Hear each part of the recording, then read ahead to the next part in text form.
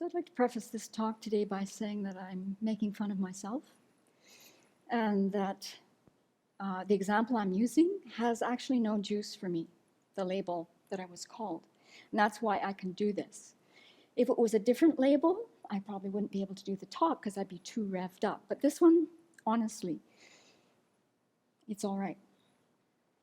So labels. When I think of a label, I think of myself or others just slapping it on someone else. It's not something we gently affix, we slap it on. And then it can become an identity. And then it becomes so concrete in my mind if I do that in an afflicted mental state. And if someone does it to me and they're afflicted, then it's the same thing. I become concretized just with that label. And then if I slap the label on you, it's from a mind that's precise and correct. It's absolutely correct until I get my senses back. So what I'm wondering about these days, I've been wondering about this for a long time, is for an ordinary mind like mine, to what degree do I really know anybody? Anybody. To what degree can I know someone? Like my sister, my brother, my cousins, my parents when they were alive, people I used to work with, people I now live with. How well do we know people with an ordinary mind that is constantly looking at others through this lens of whatever opinion is running in that moment? And so, I don't know about you, but our visual consciousness, my visual consciousness, is capable of seeing color and shape. Seeing color and shape. And in seconds, a judgment happens, the mind starts generating endless stories about who this person is, what their motivation is, and on and on and on. And if my mind gets really expansive, then it's not just about what that person might be doing to me, but what they're doing, and this is a big mind, what they're doing to my friends and family, my state, my province, my country. So here's the funny part, kind of. But this is the part I don't have juice around. Years ago, I was called a Canadian nationalist. So when I was called a Canadian nationalist, I thought, I'm not even sure what that is. And I kind of looked it up at the time, and I just sort of blew it off, and I thought, I think that person is just sick of me talking about Canada. Fair enough, that's my part. But I kind of blew it off. So recently I got interested again in what in the world is a Canadian nationalist. So I started bit by bit, So what's a Canadian? So the definition, as we know from our debate language, we've got to start there, is it's a Canadian citizen or person of Canadian origin.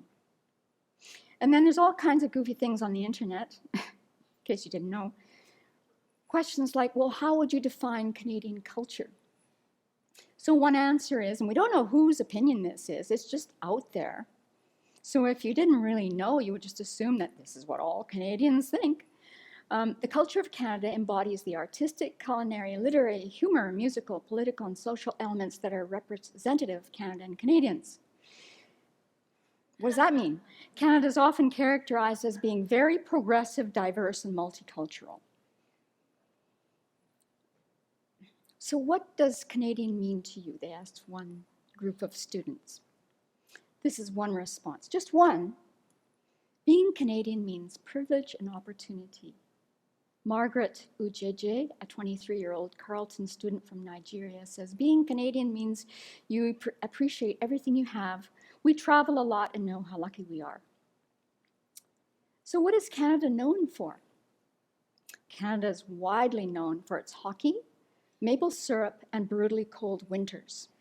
But, and this is a quote, you can bet your back bacon that Canadians also enjoy some special products only available in the Great White North, many of which are completely unknown to its neighbors to the south, at least outside of specialist importers. What does that mean? I don't know. What do Canadians value the most?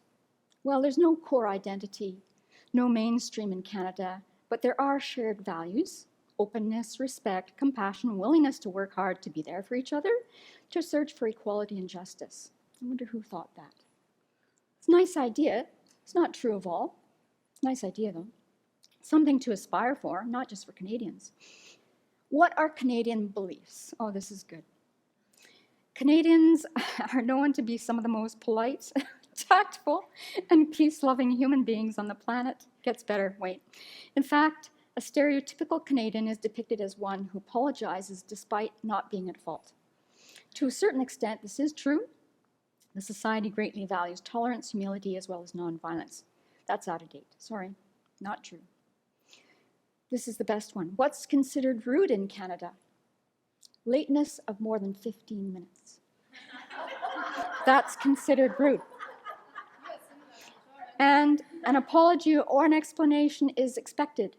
Likewise, earliness of more than 15 minutes is usually considered presumptuous and may cause an awkward surprise for a host who is not yet ready.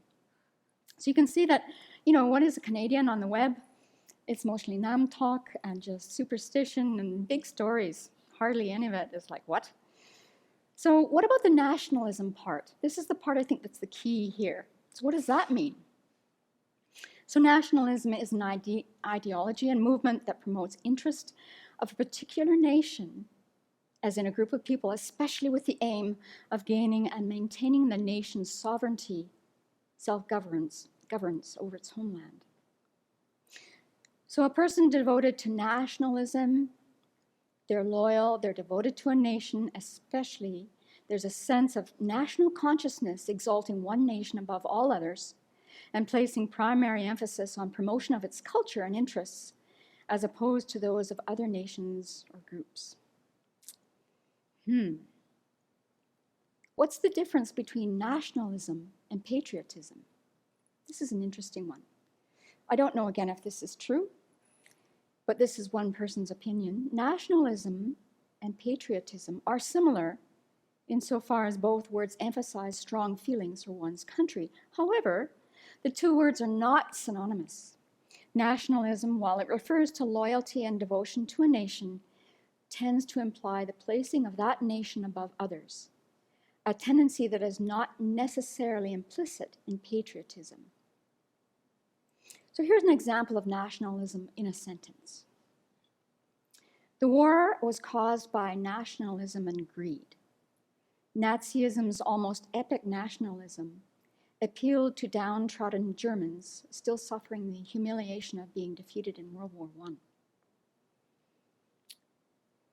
So a person who strongly identifies with their own nation and vigorously supports its interests, especially to the exclusion or detriment of the interests of other nations, is a nationalist. So I looked long and hard at myself to see, am I a nationalist? Do I really hold that country to be, those people to be superior to others in any way, shape, or form? Honestly, I don't. We're just a bunch of sentient beings under the power of afflicted mental states and karma. So when I started really looking at these aspects of nationalism, the first thing I thought was, well, is there something in my body that gives it away? Someone looking me, there's a couple sitting in the airport. One leans over to the other and says, well, the robes and the haircut are a bit of a diversion, but look, it's a Canadian nationalist. You can tell, you can tell by the shape of her head. Or, is it my accent? Is that the giveaway for a nationalist? Most people actually ask me if I'm from Ireland or Scotland. Eh? Well, then it must be my thoughts and preferences. That's the giveaway. I prefer maple syrup and you don't. I did like watching hockey with my dad, I have to admit. As a kid, that was the one time I could get close to my dad because he was working all the time, and we watched Hockey Night in Canada faithfully. Never missed it. But in those years, hockey was actually a sport. The guys hardly wore any equipment, and there was strategy, and there was skating ability, and there was passing, and there was skill. And now, if you've taken a look at it, it's a gladiator sport where you're paid millions, multi-millions of dollars to smash each other, and you don't go to jail for it. Sorry, hockey doesn't work for me. I'll be arrested the next time I cross the border, I can assure you. So I've never had the thought that Canadians are superior to anyone. I do think that things in Canada, like the fact that we have a prison system that doesn't put people into prison because it's a for-profit prison, that's not going on there. We don't have the 3 strikes you're out legislation going there. Fortunately, the death sentence was abolished in 1998. That took far too long. And then we have universal health care, where everybody in the country can go whenever they need to go. So those things I'm really happy about. But, you know, that's just that. Across the border, across the 49th parallel, it's just human beings, afflicted mental states, under the power of previously created karma, just wanting to be happy, making mistakes. So then I found something very interesting which really scared me, and this is sort of where my talk is going. Maybe it's getting long already. What to do? I think it's getting long already. Maybe I'll do it in 2 parts.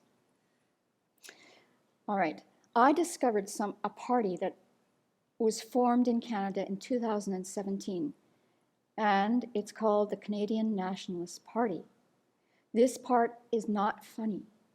I had no idea. The person who called me a Canadian nationalist years ago had, I don't think, no, it didn't happen. I was called that name before this party happened. There's no way she knew about this.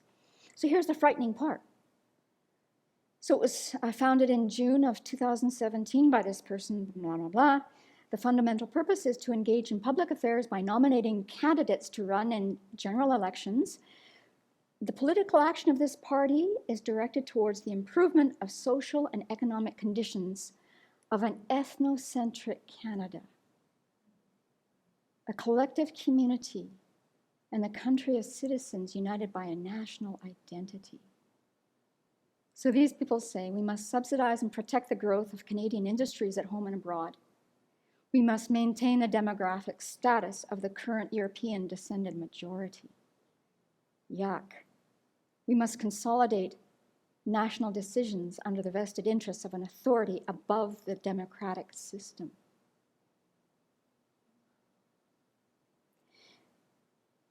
So that makes me very afraid. And at the same time, and this is where I'll do part 2, when we designate people, so now I'm afraid of that group, right? I'm afraid of that party, that Canadian Nationalist Party. When we slap a label on that kind of person, a descriptor, a noun, we create a wall between us and the person in that group. They're immediately reduced to a snapshot, representing one moment in time. And that snapshot can then inform all future encounters that we have with that group or that person, and we strip that person of their humanity. We forget that their capacity to learn and grow, we just forget that. We don't acknowledge that this is a person with thoughts and feelings and aspirations. We forget that this is a person or a group who wants happiness and doesn't want to suffer. And we're ignoring the reality that that person, that group of people, have the capacity to eventually become a fully awakened Buddha. So in part 2, I'm going to go on to talk about snapshots. This is a snapshot of one of my friends. This is Upeka. He's one of our kiddies here. He's recently become an Instagram star. And so in part 2, I'm going to talk about labels, and I'm going to start with creating a snapshot of a person and how, again, we're limited. And so you'll just have to wait for the next installment.